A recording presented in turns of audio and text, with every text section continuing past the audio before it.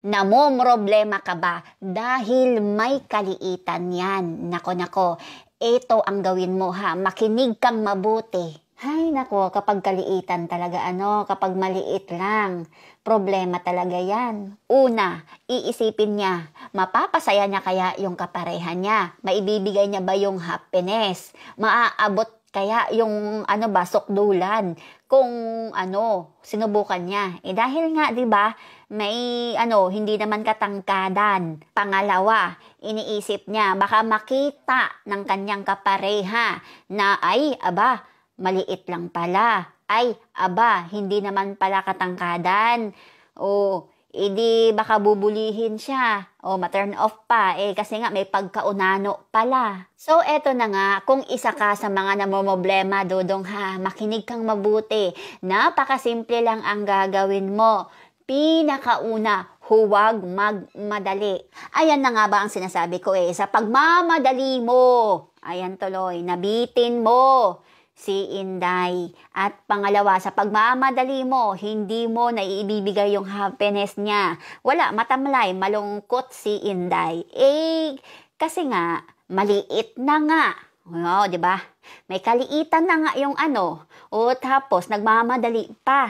Pangalawa, huwag mag-suggest ng kung anong techniques ha. Halimbawa, may gusto kang ipagawa sa kanya. Huwag ganon. Kasi naman, may mga bagay na ayaw niya. Kasi nga nahihirapan siyang mag-adjust para sa'yo dahil maliit nga di ba? Nauunawaan mo ba? Naiintindihan mo ba? So, eto na lang ang gawin mo. Pag alam mo sa iyong sarili na ikaw ay hindi ka confident dahil yan ay may pagkamaliit. So, eto na. Number 1, syempre, ang unahin mo ay daanin mo muna sa laro. Ganon. Kailangan na muna ng foreplay. Ganon. Laruin mo muna. Hindi yung hindi yung paspasang laro. Ayaw ng mga babae yan. Dapat yung laro na yung dahan-dahan muna. Kailangan huwag magmadali ha. Dapat isipin mo siya. Isipin mo kung paano mo siya mapapasaya. Kasi kapag makasarili ka, inuuna mo yung sarili mo, wala nga si Inday sa iyo.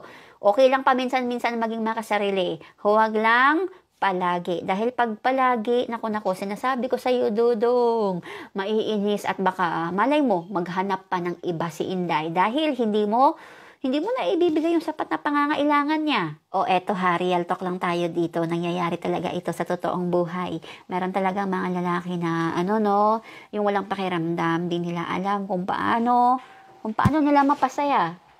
Kung paano nila mapasaya yung kanyang kapareha. Kaya dapat, makiramdam ka din, ha. Yan ang gawin mo, Dodong, ha. Huwag yung sarili mo lang iniisip mo. Kaya dapat, sa mga ganyang bagay, give and take. So, So, ayun, alam mo na kung ano ang dapat mong gawin. At eto pa, ha. Kung naman, syempre, kung halimbawa, first time yun naman ng yung jowa o dyan, syempre, sabihin mo na ang totoo na ganyan-ganyan para at least, hindi ka na rin niya i-bully, o di ba? Kasi kung, hindi mo sabihin ang katotohanan sa kanya, malay mo, kantsawan ka niya, pagkatawanan ka niya, o ayan, yan pang dahilan na na-stress ka, na-depress ka, o baka pagawin mo sa sarili mo, di ba? Lalo na't mahal mo yung jowa mo, o asawa mo, o kahit sino pa man na kapareho mo. So, ayun lamang. At syempre, ganun pa man, lagi ko namang sinasabi dito, always honor your wife, love your wife, respect your wife. Kung halimbawa, meron kayo papagawa sa kanya na ayaw niya, di respetuhin mo yun. Ganun lang naman yun, di ba?